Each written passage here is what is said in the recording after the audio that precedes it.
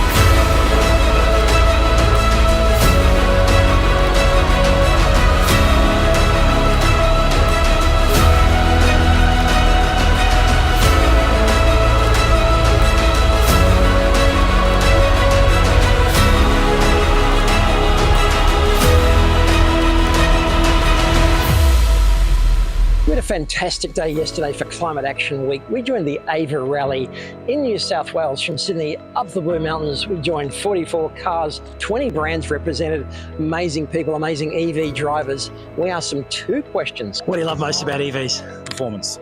Yeah, believe it or not, I was car nut for many years. I've had many fast cars, and then I got my first EV, and it's just something else. Yeah. What do I love about them? If I was to put a bit of a holistic view on it and a bit of a common people view, they're cheaper, better, and they're battery electric. EV for 6.5 years now, and I love my Nissan Leaf. First got my car, I have to say I enjoyed driving past petrol stations, and I thought it would fade. It hasn't. What do I not love about EVs? Charge while you sleep, regen braking, all the technology. Don't have to go to the fuel station and get your hands dirty. The list is endless. What I've realized now, I do long distance driving, and the fact that it's not noisy, that you don't get fumes in the cabin. The kids, I've got two young kids, they love it because the technology, it's just all around cheaper to run, low maintenance, and much enjoyable to drive. What do you love about EVs? Well, everything in a nutshell. I like the fact that they're clean, I like the fact that they're cheap, and I like the fact that they're efficient. And we are not polluting this beautiful environment that you can see out here. Would you ever go back to petrol? I would not. No, No way. not happening. I definitely wouldn't. And not anytime soon either. Definitely not. Never. I've been driving EV for 6.5 years now, and I love my Nissan Leaf. Absolutely not. So yeah, been driving EV for 5 years now. Absolutely love it. No going back. No. no. And to be fair, we still have a petrol car. Yeah. Never. You said something to me with more force before, but it's a definite no. It's a definite no. Would I ever go back to a petrol car, Roscoe? No, I would never go back to my Laser the Amazer from 1987. No.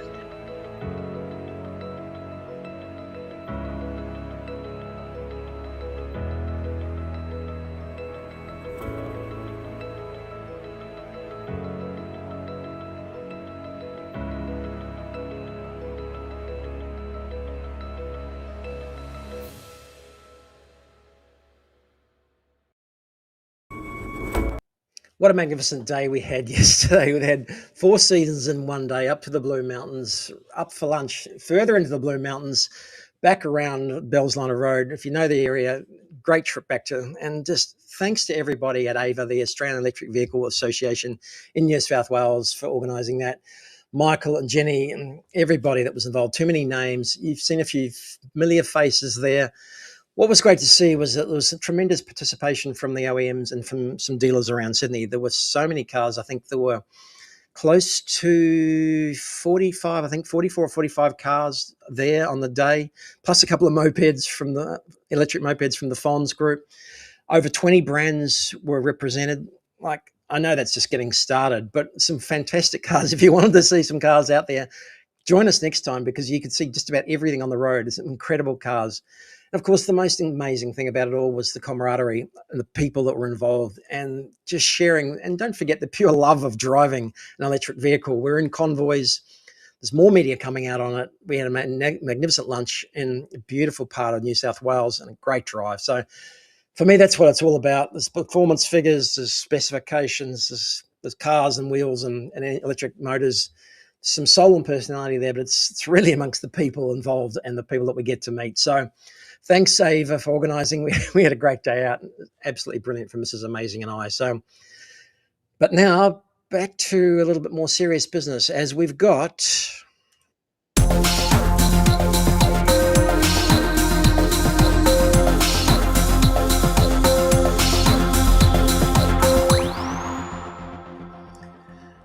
So we dug back into the news annals back to 12th of December 2025 because, well, we invited Tim to come on the show and we were having a few chats about what he was doing. And I wasn't aware, really.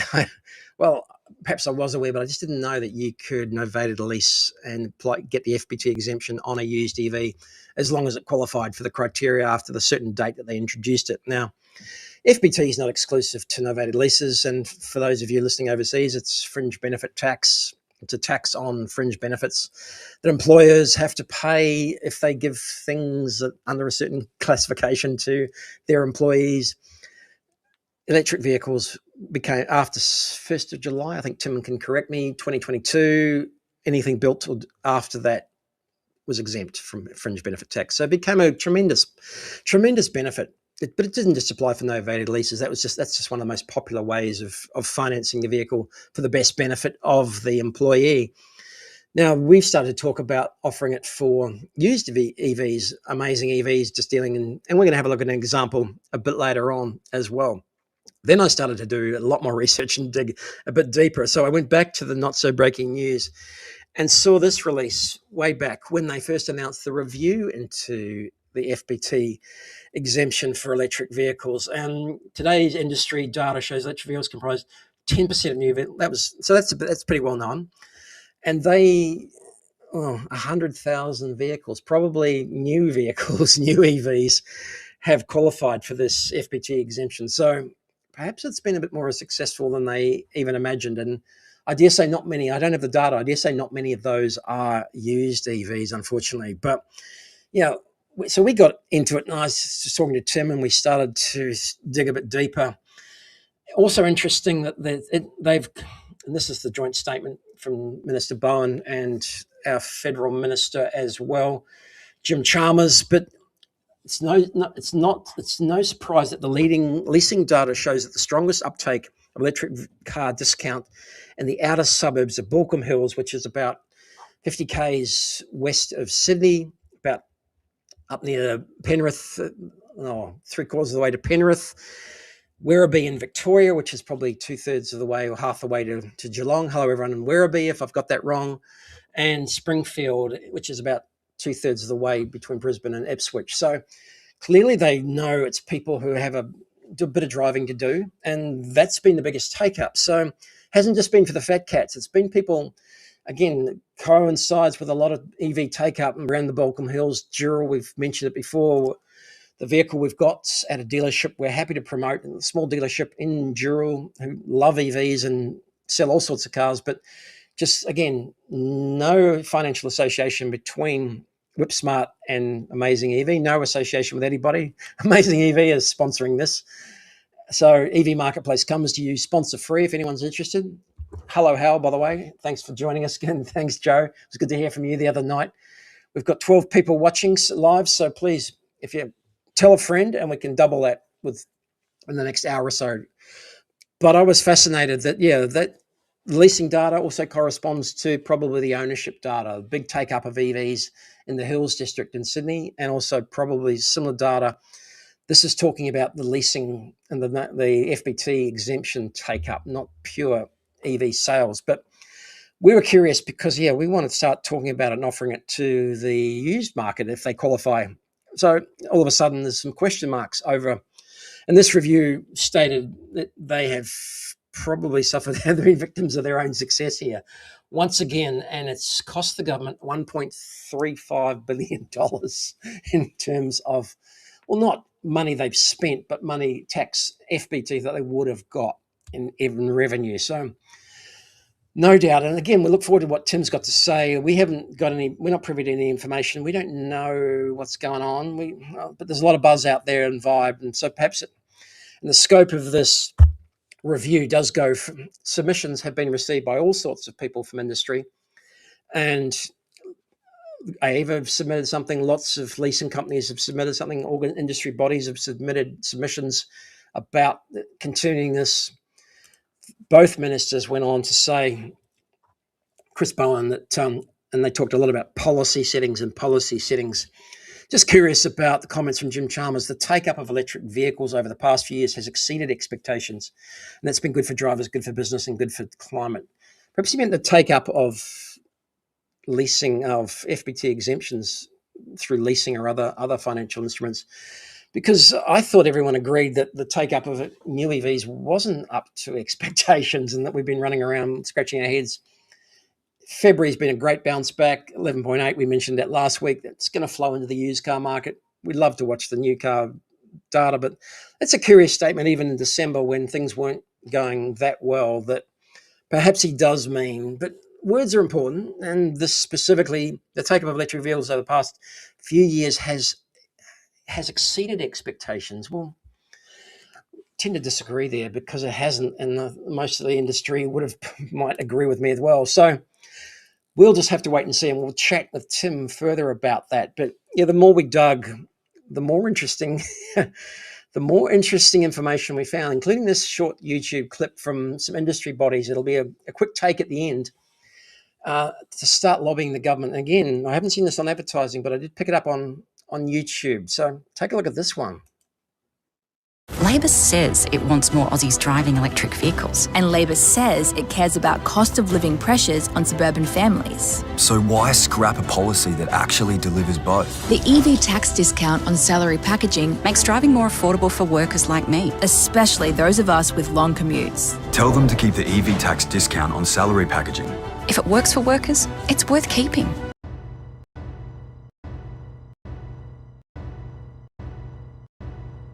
Authorised R. Martin, National Automotive Leasing and Salary Packaging Association, Melbourne. I just found that really interesting. So I double-clicked a few times. I couldn't pause it at the end. The industry people that were involved with that, including the EVC, and look, submissions have been made. Quite a number of OEMs involved there as well. So very interesting. I can't wait to see what does happen. We'd love to get more involved, but no doubt our discussions with Tim as well will reveal a bit more of what how they are working, if it's going to have any effects on his business as well. But in the meantime, we did want to really let you know that you can take advantage of novated leasing and the FBT exemption or FBT exemption full stop, or through any other financial instrument, whether it be a loan or a chattel mortgage or a personal loan. No matter how you finance it, that you can still take it, your employer can still take advantage. And we think this is a listing on AmazingEV from, again, a dealership out near Dural. Some details I can give you, but if you're interested, but check out AmazingEV, our own website, our own EV marketplace, because this is one of many, but this just seemed like the perfect car, executive car. And this, I guess, typifies the sort of car that perhaps you could extend to if you were looking to a novated lease and looking for that FBT exemption. Brilliant car, and this is well below retail, but really popular. The Polestar 4 was outselling the Polestar 2. If you might have seen the information, the data on the new sales as well. We're starting to get a couple of these coming through. This is one of the best examples I've seen. Only 3,900 odd Ks. The long range. Talk about range. The range is there, 620 Ks, single motor, long range, black. It's got a couple of packs on it. It's got the 21-inch wheels, power to burn. Look, I know there's a bit of debate about Polestar, but this has been selling well, and this is the perfect executive cruiser, this one. This is something that you should look at, I guess, if you're looking to a salary sacrifice, package up a car. This would be absolutely perfect, no doubt about it. And we just went, again, one step further. We're not going to go through the details with Tim, but showing you what can be done, again, by just simply putting those numbers of that car into the WhipSmart website quickly, easily. They've got this tool that will generate a quote for you, no problem at all, and show you out of pockets, after tax savings, all the details in absolutely no time at all. So I'm not going to bore you and run through all those details and pull that apart just now, but it's that quick, that easy. And we put that car in, again, as an example, for someone optimistically earning 150,000, where salary sacrifice maybe starts to make a bit of sense. It's not for everyone. We're not financial advisors. We don't have an association with WhipSmart, but we love what they do. And again, Tim's agreed to come on and have a chat about his EV experience and maybe just give us a few insights about what they do and what they see going forward. So in the meantime,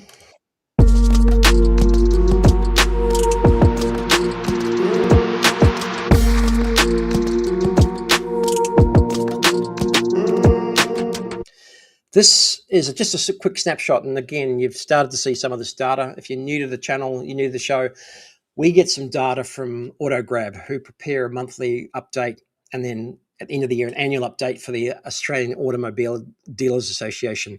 That's the peak body that looks after all the used car dealers, 4,000 of them roughly, give or take, across Australia.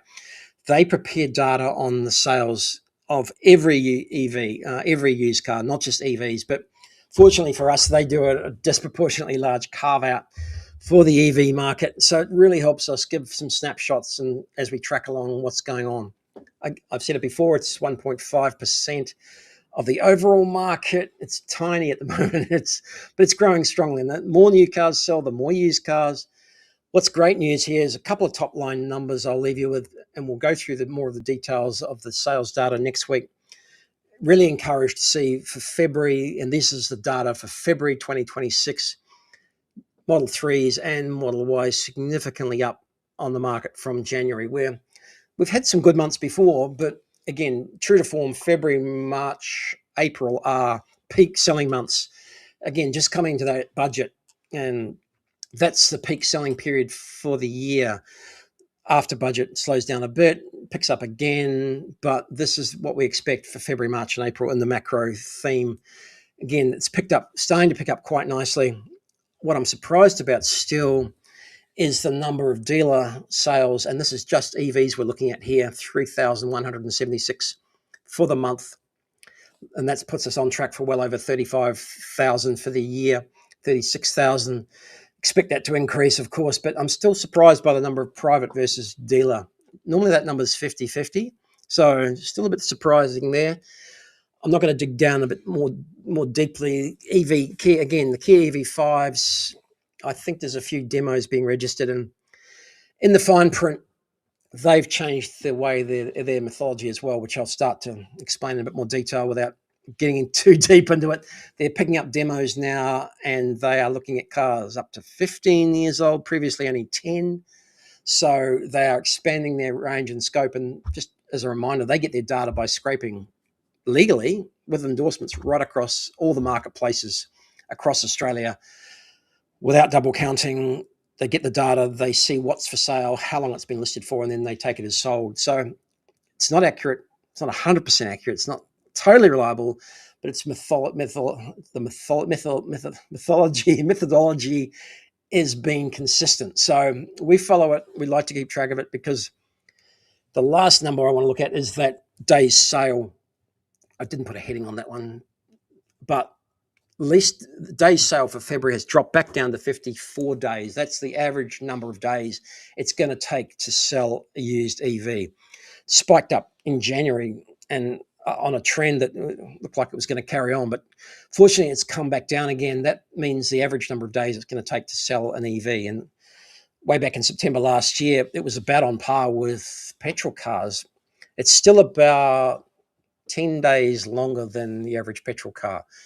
Just at the moment, on average. It varies according to make, model, age, all sorts of factors. But with such a young market we've got at the moment, the point is very encouraged to see that number starting to come down, hopefully see it come down again in March as well. But back on track for some increased volume and increased sales.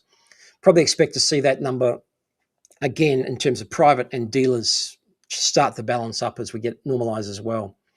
Again, in this environment, with what's happening overseas, we're not smug. You never know. There might just be a rush on used EVs next month. I don't know, but it's possible.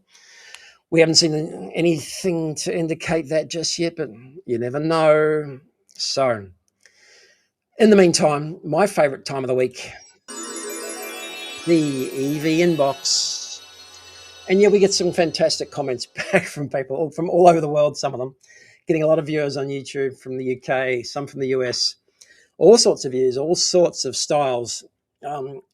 What we tend to do is we take this show after it's live and we turn it upside down, put the main guests up the front and repackage it as highlights, change the thumbnail. So the highlights version goes straight in from an intro from me straight into our guest speaker. And perhaps this viewer, Andrew Sheldon, at Andrew Sheldon, some good content here, but geez, the fluff. 1 hour you don't get back, succinctly say. So I guess you can't keep everyone happy, but I did try and explain. Thank you for watching. We appreciate it, but understand this edit was our live chat, which does go for about an hour normally. So, and then I offered him a shorter 1 hour, 2-minute battery check on the Tesla that had done 335,000 K. So I offered him a 2-minute one just as a bit of a consolation prize, but this business, you can't keep everybody happy all the time.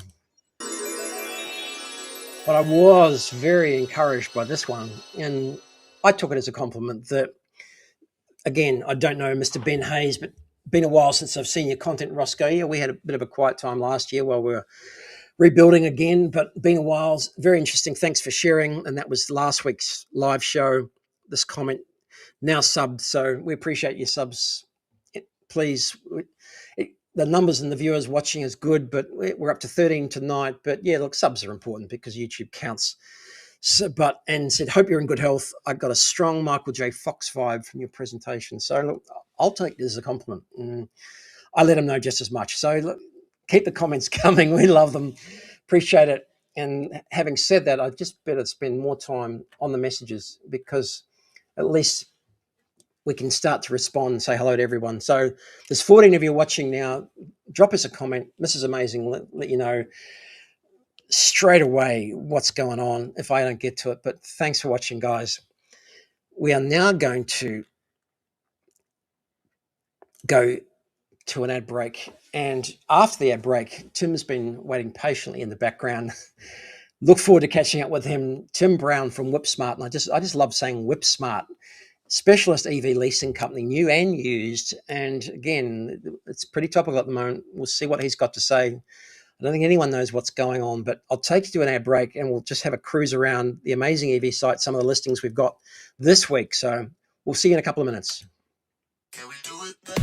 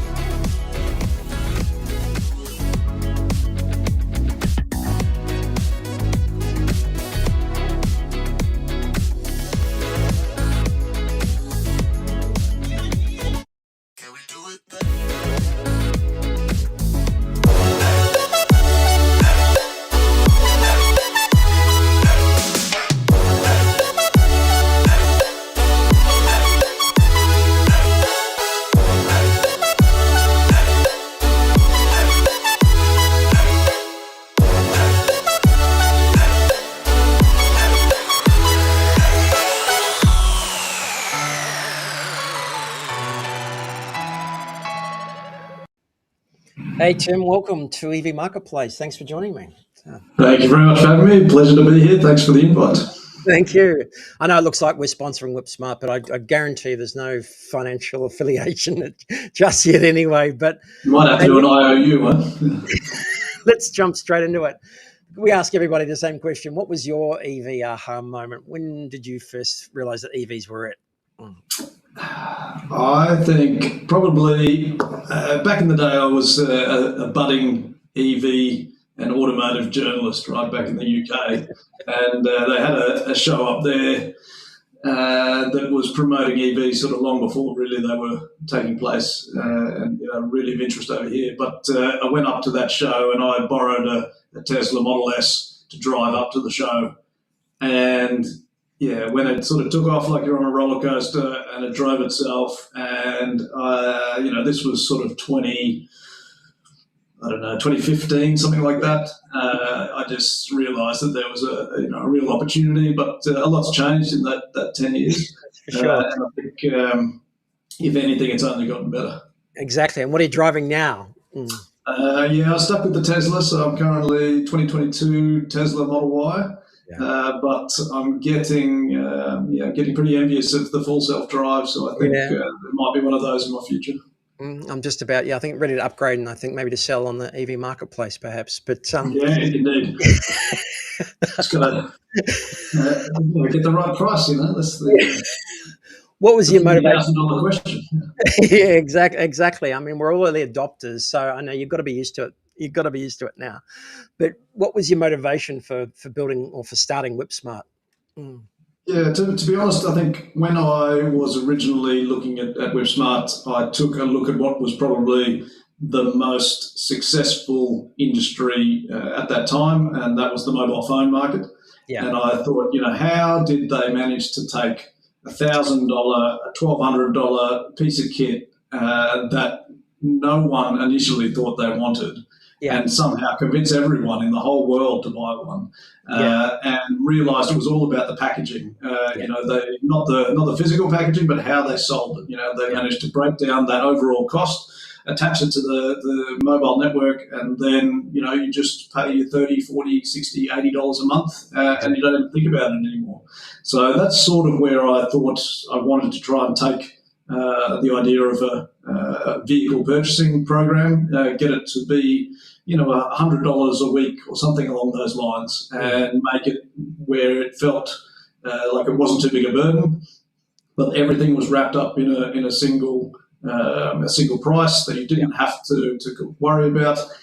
But then the FBT exemption came along, and sort of we pivoted just to join the pack because there wasn't it's too big a opportunity really. I know, and we'll get to that a bit later on. Don't worry, we'll get back to that. And tell me a bit about novated leasing and the leasing thing. Let's break down FBT a bit and what is novated leasing. That's, I think, from what I understand, novated leasing is your main business of financing vehicles. You've got the website looks fantastic. It's all set up. FBT, no one would know what that was overseas, but they're mutually exclusive. They're not the same thing, are they? No. So I guess there's similar sort of terminology in every country, right? But it's about if you take some portion of someone's salary away and give them an in-kind benefit.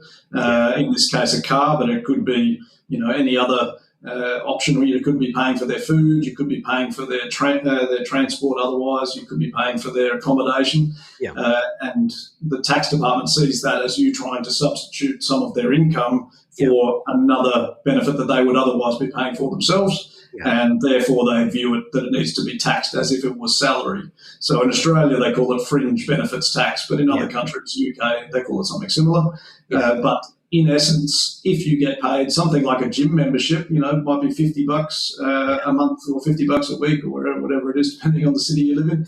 It can be taxed at the highest tax rate possible, right? So you're getting that free $50 incentive, but then you end up with the Fringe Benefits Tax on top of that you end up having to pay anyway. So that's where this whole salary sacrifice piece has come to sort of the fore. I think for most people, they still expect that it's really for people like in the police force or nurses or, government workers. But since the FBT exemption on EVs has come into place, really opened up the whole market, and people have now realised, actually, you know what, anyone can salary sacrifice. Anyone can have a salary packaging system at their work. It's just a matter of finding the right provider to set it up. So we'll go back again. And so I showed previously the statement from the ministers about the review of the policy, but when did that come in, that originally that specifically a FBT exemption on EVs, right? When did you first hear about it? When did it start? Yeah, so we more or less kicked off, I think, as it started. So 1 July 2022 was sort of our understanding of the rough commencement date, and that's the same now for if you're trying to do a salary package, a novated lease and a used car, it has to be newer than July 1, 2022, or what we work on is sort of first registered after July 1, 2022. Okay. And so from then on, I mean, we didn't ramp up for a little while after that. We just sort of waited for the market a little bit, and we had a little tiny bit of a false start, but in the end, at that point, the cars, there was a huge delay in vehicle delivery. It was actually quite fortuitous that we sort of paced ourselves a little bit and waited till the cars were, coming in within a sort of 3-month window for delivery, and we were able to, get paid, because we make our money on when a car settles, and the car only settles a couple of weeks before it's picked up. So if we're sitting there waiting for a delivery for 3 months, it doesn't really help us. And again, breaking down the terminology, novated leasing, again, there's all sorts of leasing and there's different types of financing, but how do you describe novated leasing? Yeah, it's a good question, because I think it's pretty obscure and it's a pretty unusual piece of terminology. I think for the most part, pre the FBT exemption, so the Fringe Benefit Tax exemption, I think novated leasing had a bit of a dirty name across the market, really. There's some questionable, benefits for some people. It certainly, even without the FBT exemption, can benefit people, but you are locked in for a longer time. The breaks are more difficult. But in terms of what novated actually means, it basically means passing responsibility from one to another. So what it means is you novate the responsibility for paying for the car to the employer for the period that you're employed. So you novate that responsibility to pay the debt, to pay the finance on the car, to pay the bill essentially for the ownership of that car for the period that you're employed. It's a very clinical name. Yeah, it's a very technical sounding clinical name, I know, for something. But and of course, it grew up in Australia. I think Oryx was the inventor from back in the day, and they're still very strong in the market for operating leases and novated. But they managed to come up with the concept and got it through in terms of legislative appeal. So the key to that still is you don't know, as the driver, you don't own the car. The company you work for owns the car. Is that my understanding? Well, no, technically, actually, the finance company owns the car. A novated lease is more actually like a rental as far as the legislation goes. You're renting that vehicle, but then you've got the options at the end for how you want to dispose of it, whether you want to re-lease it. So if you re-lease it, you're essentially just extending your lease, bringing your residual down. And I think residual is another one that we could probably dig into to explain how that works and how it's calculated. But in terms of the ownership of the car, it's registered in your individual name, so the registration's in your name, but technically the encumbrance is held by the finance company over the car. But it's in your name. It's not in the company's name. It's an important distinction to realise that the company doesn't have any responsibility. If you leave that business, the lease goes with you. It's a risk-free opportunity for the business. And that's the most common question we have from the employers, particularly ones that have never done it before. They just want to know that they're not on the hook for it, and they're not. So the owner, or the person whose name is on the registration papers is responsible. So, and do they often include other things in packaging in that type of lease, like insurance or any other costs, or that's a different type of lease? Yeah, I mean, that's sort of where it matches to what we were originally aiming to do with some sort of all-encompassing car package. It does, you can bundle in anything that's attached to the car. You can't, for instance, put a home charger on the wall at your home, because technically that's a home asset, not a vehicle asset. But you can do, pretty much anything else, including aftermarket. You can do dash cams, you can do insurance, you can do tinting. You can add whatever you want to the car, anything that the car costs, and that includes your electricity. So you can also claim back your electricity. So you can pay for that with pre-tax money. Yeah. What about an extended warranty? I'm just thinking out loud now. If an OEM had an extended extra 5-year warranty, if it was standard longer warranty that you buy, can that be included as well? Yeah, certainly. If it was on the invoice, it can be financed as well, so you don't even have to pay for that up front. But you can pay. You can add in other things that you're going to buy later. The difference, though, is it's not some sort of credit card. You've just got unlimited expenses. You've got to put the money in the pot. It's more like a savings account, but you put it in pre-tax, and then you can spend it on whatever you like. And we'll put the disclaimer in every 5 minutes that we are not. That's right. Go and see your accountant. We are not tax advisors, financial advisors. Tim isn't either. See your accountant, see your employer, see everybody before you proceed any further. And because yes, like everything, there's a lot of detail and there's a lot of information that you need to load yourself up with before you get involved. No matter how good it looks at the outset, please. And then again, there's different types of finance as well. We've talked about that, and we won't drill down into that at the moment. So novated leasing is one type of financing. So I guess the big question again, when we're going to get to the FBT exemption, is what happens when it's time to sell the car. Yeah. So the end of your lease, right? So the lease run. I guess the question is when the lease runs out. Yeah. Yeah. So I guess there's a couple of points there, right? One is around what if you decide you want to terminate your lease early, and our general rule of thumb is if you're not convinced that you want to have that car for that length of lease, then you should shorten the lease. If you're not certain about that, you'd be better off. I guess if you've got to take into account the FBT exemption and how long you're going to hold that for. But if the FBT exemption wasn't in place, you'd be better off to take a short lease and then release the residual. Right? You can always sort of extend. It's less beneficial if you try to cut it off halfway. You definitely don't want to be taking a 5-year lease and then terminating it a month in. No. That's not going to end up beneficial for you. But the other thing that's, because of the structure of it, the finance payments have GST on them. Yeah, so that's great if the company's paying for them. But if you end up being unemployed, you're going to have the finance payments with the GST on top that you're paying for, right? So it definitely does need to be paid for by a company, not by an individual. So you do want to have a secure job, or at least know that you're highly employable. Because you can always transfer it, right? If you finish up at one role, you can transfer it to another.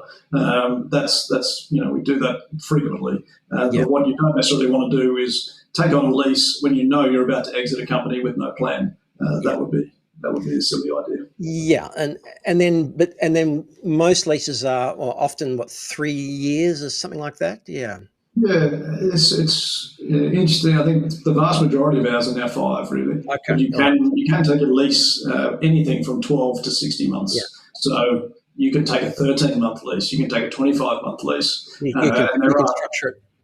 Yeah, you can structure whichever. And some of the more savvy people do definitely take shorter leases, and they might buy a pre-owned car that's already had some depreciation. And then the biggest residual drop is that first year. Yeah. So, exactly. And staying on residual, and we'll come back to what we're talking about. And by the way, although that quote spits out a lot of standard information, there's a lot of flexibility based on what Tim and I were talking about previously. And just on that comment, they do have a lot of flexibility about what they can do in terms of different terms and for different vehicles and different people. But often there's often a payment that's due, a lump sum at the end. But then, the options to sell at the end, it's the responsibility of the owner on the registration papers to sell at the end of the lease. Is that my understanding? Yeah, I mean, there's a bit of a mixed set of options depending on the provider, but we generally stipulate that you've got 3 main options, right? You can either release the residual. So the residual, if you're getting a new car and it has GST, or you're getting a car from a dealer, it's got GST on it, and you don't pay the GST on that when you initially lease the vehicle. The finance company is going to pay the GST and claim it back. Yeah. But if there was GST on the vehicle, when the residual comes in, the residual's got GST on it. Okay. So if you release that residual, and we'll go through the sort of number of years and how the residual is calculated, but if you release that residual, you don't pay the GST on that residual again. So you're getting it GST free for the release. So you can either release it, which is a good idea, generally speaking. You can sell the vehicle, and if you sell it for more than the residual value, then you keep the difference. Okay. Or you buy the vehicle and you just buy it out from the finance company. Alternatively, we can assist to offload the vehicle, but we've got to play in the market space to see what happens. There are some opportunities and some providers that do sort of guaranteed buyback and that sort of thing, but you're not really seeing that in the EV space at the moment, just because of the unpredictable nature of the aftermarket. And I'm gonna propose again that the residual is usually often based on some long-standing calculations about the car and its depreciation over the period, which is based on a lot of history and a lot of counting about what's gone on in the past. And EVs have certainly changed that dynamic a lot. But I've said a few of those calculations for sure. Yeah. You would think that maybe there's some level of calculation that goes into the residual that's based on the vehicle brand, but there's not. It's all stipulated by the ATO. So the ATO stipulates the minimum amounts for the residual, right? And they're based on the number of years. So a 3-year lease has a 46.88% residual as the minimum, whereas a 5-year lease has a 28.13% minimum. You can go lower, but you've got to do high kilometres, say over 25,000 k's a year to get it lower than what the ATO stipulates. But if you just Google, you want to know what the residuals are per year, you just Google ATO residual percentages by year, and you'll see table after table come up. So those generally, if you're comparing quote to quote, say one from us and one from someone else, you'll generally see the residual is the same based on the number of years. And again, we won't go too deep any further, but I just want to put it out there that as these cars start to come off leases, there are several options for anyone who is in a lease at the moment and has got a situation where perhaps it's getting closer to the end. You can start preparing a bit earlier. We're happy to help with people to prepare the vehicle for sale, to look at retailing it through the private market. As you get closer to time and the crunch does come, certainly options get less, and because there are plenty of buyback companies out there, and again, they've all got their place. You can ring someone and have a car sold tomorrow, and they'll come and take it away at a certain price. But that may be a long way from your residual, and it may not be reflective of what the car's worth on the retail market. So I'm putting out a plug there that we're going to start working in that area to start to try and help people prepare for that day. So given what I said before about the day's sale being 30, 40, 50, closer to 50, a bit more than the ICE cars, where that preparation needs to start 3 months out. So I don't, like everything, it's not, and no one's got it top of mind until it's right on their doorstep, right? Yeah, and I think that's, that is one element that is a little bit flexible with a lease. So let's say you are 3 months out, you can request that payout letter, and 2 months to go, if you've got an offer, from a site like yours for a decent price that's going to cover the residual, and you're happy with that, or it's going to exceed the residual, you could just get the payout letter a couple of months early, and you're not going to get stung by that much. It's only if you try to get a payout letter, 4 years before the end of the lease. So that's good. That's really good to know. Yeah, that's really good to know, because a lot of the comments I see on Marketplace Facebook are that I have to sell because it's about to expire tomorrow, right? And last thing you want to be is a desperate seller in this market, because that is not helping the resale value of EVs. It's not helping the reputation of the resale of EVs, and there are good private buyers out there that are happy to take it off your hands, and if you just give yourself enough time to find them. But a lot of, certainly not helping if people are in a pressure situation. But hey, look, really, that's really interesting to know. I've learned quite a few things there about how that works and what happens, particularly at the later end. I guess everyone asks the questions up front, but as these cars start to come off lease. I think the only other thing to mention is that we are really seeing, even though everyone talks about the depreciation of EVs being ridiculous, we're not seeing that actually in the market. It's an overstated load of bollocks. Is that the technical term for it? It's a load of bollocks. So, I would say almost, without fail, so long as it's a decent vehicle, that we're seeing the residual value stipulated by the ATO is easily matched by the sellable market. So people shouldn't be afraid of the stipulated residual, even though they're expecting a certain level of depreciation. It's generally not as bad as your predicted residual. So the ATO has been reasonably fair in their estimates. That's good. We'll put that out there. That's going on a short somewhere, that the depreciation is nowhere near as bad as everybody makes it out to be. And if you're patient and you find a retail buyer, you will get close to your, if not more than your residual value under some ideal circumstances. How about that? So can you put a little caption, subject to change? That's my 2 cents worth as it stands on this date. That's worth you coming on, and it's weight in gold, because again, that's where we all end up, is that everything's far worse. But in actual fact, there's some very high. Some numbers I've seen about ICE cars after 1 year at 105% of the residual value. If you're buying a prestige car, a 150, 200 grand car, that's the one that drops by 50%. Those are the ones. Yeah, and it's there's a few strange cars that are worth 105% of their original value after a year. Exactly. So, if you get really lucky. Go and buy one. Don't buy a new one. Don't wait. Just go and buy one secondhand and pay $105,000. That's okay. And I think what I say to people as well, people are talking about the depreciation all the time. They're obsessed with it. But I say to them, well, go and try and buy one. Go and try and buy a Tesla for less than 35 grand. You're not going to be able to do it. And again, that fits into what I'm seeing as well on the used market. The Teslas are becoming a strong commodity, and I don't mean that disparagingly. I mean that they're slotting into nice brackets of age, mileage, and condition because of the volume going through those Ys and the 3s that you may not have seen in the sales updates. Strong volume there. It's anchoring the used market. The others will come through. Those cars that weren't that popular to begin with aren't doing as well, but the Teslas are anchoring nicely. So the financiers, the buyers, the sellers, it's all fitting much more nicely into place on the secondhand market now. Yeah, and some of those cars, we're not going to mention any names, but some of those ones that have gone down a bit are fantastic buys. I mean, they're perfectly good cars, and they're worth looking into. And absolutely, I think with the technology that exists around battery testing now, it's a no-brainer. So and again, just to wrap that up, when you're looking at a Polestar 4 like we had at 68 odd grand, how do you value that? Are you happy to take the retail value, the sale price, or are you looking at some guides as well on what those cars are worth now? When you're novated leasing a used EV? You're saying from our perspective or from the buyer's perspective?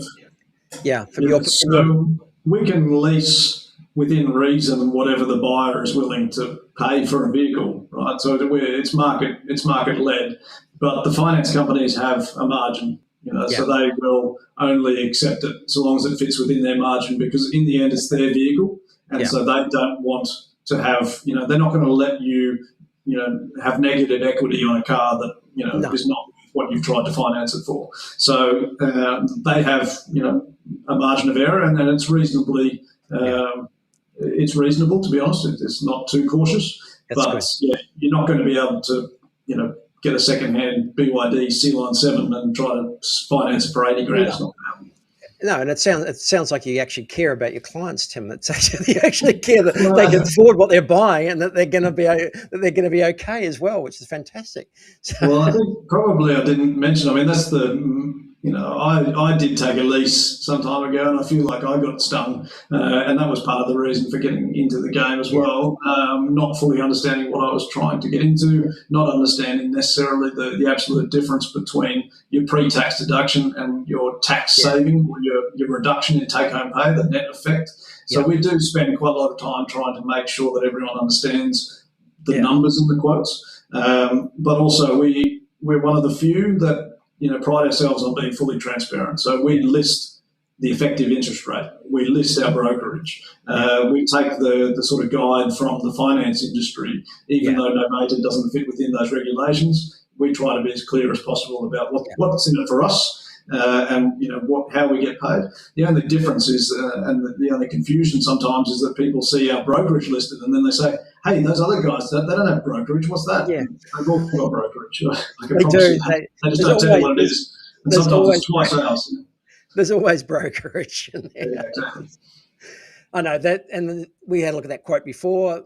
Go online, have a look, try, just play around, try it, find something, try it, give it a try, whether it's new or used. And full disclosure on everything. Much appreciated in this day and age. But of course, the golden question at the moment with the FBT review, are you thinking, what's your vibe about what's going to happen there?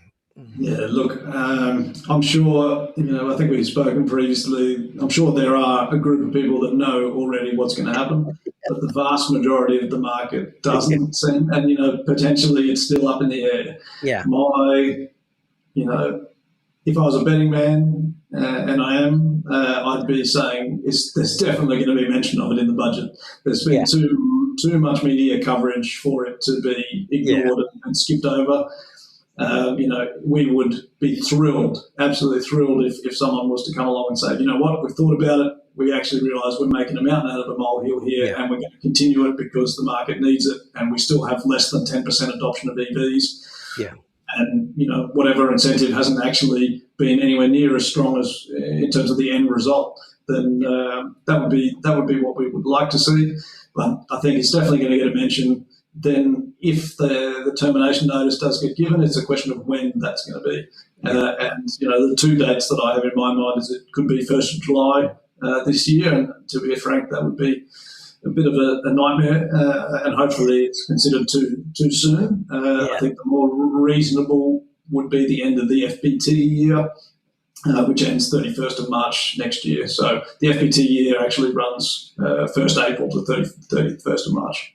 I was going to say, hold that thought. So yes, I didn't know that. So the financial year in Australia is the 1st of July till the 30th of June, but the Fringe Benefit Reporting Tax period is different, is it?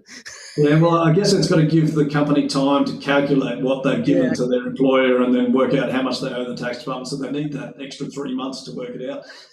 It is a bit of a bizarre one, but I guess the larger the company, the more complex those benefits become. I think the accountants probably realised that if they needed to do all their submissions on the same date, that they'd be running into strife. Shout out to my brother-in-law who's a tax accountant. But anyway, no names mentioned. This is not the ABC. Feel free to drop before we bury ourselves. Yeah, various people put submissions in about this. So we saw that video. Other groups have put submissions in. Can they? What are the likely scenarios? If they can they just stop it on what? How do you think that might affect existing contracts? Yeah. Yeah. Look, I'm sure they are weighing it up. I think the major annoyance from my side is they're talking about the cost, and I think there's two important factors in there. People are using novated leases right now.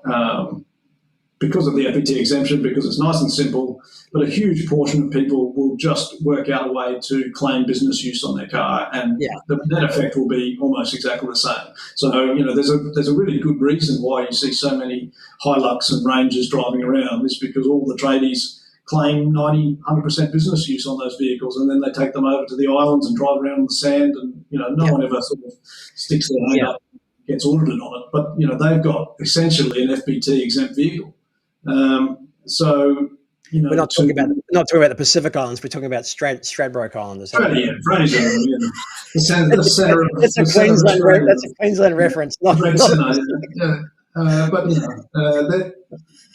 That is almost, it seems like an accepted norm that those guys are claiming what I can only assume is a higher percentage of business use than is realistically actually happening, right? So. And what we're talking about here is a government have provided a perfectly legal supposed loophole, which now they're calling it, where they've given FBT exemptions to EV owners, whereas what happened before quite commonly was that anyone owning a vehicle often would claim it 100% business usage, and then try and achieve the same thing through another financing mechanism, right? Yeah, exactly. So I think it's a bit ridiculous that they've sort of earmarked this as a potential saving, when to be honest, I think the same tax. I'm not going to call it tax evasion, but tax avoidance scenarios exist. Strategy, right? Yeah, exactly. So I'm all for that. I don't think there'd be a car industry if everyone, we certainly wouldn't be selling the number of new cars that we are if people were, paying for it entirely with after-tax money, and the second-hand market wouldn't be supported. So there's that factor, right? But then I think the other issue is, from my side, I think there hasn't been anywhere near the uptake of EVs that needs to make this whole transition to low carbon transport remotely successful. And there are so many other areas where the government could make savings. And I don't want to get too political, but there's some really obvious ones. And I'm pressing the mute. I'm going to press the mute button. So the fact that this one has really, and this is actually something that really benefits working Australians, and they're thinking about canning it for really no good reason as far as I'm concerned. And that's not just because I've got a vested interest, because I'm sure we will be able to pivot to whatever other kind of financing mechanisms exist. But this is helping people that otherwise wouldn't be able to get a car of this quality to get into a new car. Yeah, and it's been cut and dried as well. It's nice. It's simple. It's a complex mechanism, but it's a simple policy. And the last thing you want is 50% or some sort of graduated or grandfathering or any other complications. I'll take that over a full removal. Okay, all right. I'll take it back. It would still be popular, but we'll take it. Yeah, I'll take anything I can get, but we don't want to be necessarily sucking on the government teeth either, But the fact is, if you believe in climate change and if you believe in the models that predict that climate change is impacted by carbon emissions, then we've only got one direction we really should be going in. And EVs are certainly no silver bullet. I'm not saying that they are. They come with their own concerns, but they are better by all measures. Exactly. So we agree. And look, Tim, thanks for joining us. What I'd love to do is watch this space, because there might be something imminent. And if there is, I'd love to get you back and hear your comments about what they actually do and what they versus what. Exactly. I'm not going to hold my breath between now and May, but I've got my fingers crossed. That's for sure. Yeah, we've covered a few bases, and it'll just be interesting to see where I'll mix my metaphors and see where the cards land. But thanks for joining me again. Great to hear about what you guys are doing at WhipSmart, and again, love to see you back next time. So thanks very much, and really interesting to see the used car stuff that AmazingEV is doing too. We really do honestly see it as an enormous opportunity, and it's going to be a growing market. I know. We're looking forward to it. We're just taking off as well. Thanks, Tim. Thank you. Very good. Cheers. Have a good one. That was Tim Brown from WhipSmart, and what a great guy. Some great insights there. I learned a heap of stuff about FBT. I learned a heap of stuff about leasing. But he's got it all covered up there, and they genuinely are helping some people get into EVs. And look, we just hope that the government come down on this right side of things, and they keep some sort of incentives going along the lines, something like this, because it's been a great benefit. 100,000 cars under this scheme have been sold. Not many used. We're looking forward to some used ones, and hopefully there'll be an opportunity to get involved with leasing and FBT exemptions if that qualifies still in the next few months, but it remains to be seen. So look, thanks for joining us, guys. Thanks to everyone who tuned in tonight. Hal, good to see you again. Joseph, thanks very much. Really fascinating learning about that and everything else we covered tonight. And again, we're still recovering from the AVA rally. We'll go out tonight and just take you cruising on the EV marketplace. And AmazingEV, if you want to list, it's free. Check out the coupon below. Otherwise, catch you next week. Can we do it?